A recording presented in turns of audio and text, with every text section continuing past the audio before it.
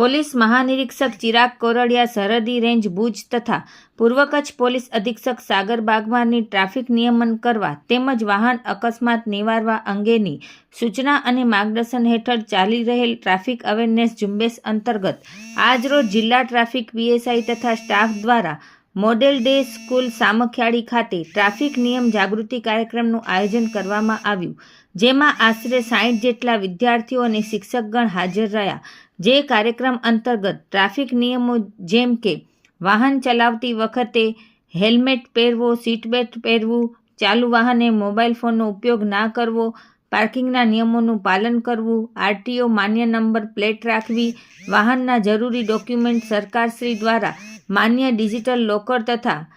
પરિવહન એપ્લિકેશનમાં રાખવા વગેરે નિયમોથી અવગત કરવાની કામગીરી કરવામાં આવી તથા સરકારના નિયમો અંગેના પેમ્પલેટની વિતરણ પણ કરવામાં આવ્યું. આમ આ કામગીરી અવિરત ચાલુ રાખવામાં આવશે તેવું જિલ્લા ટ્રાફિક પોલીસ દ્વારા જણાવવામાં આવ્યું છે.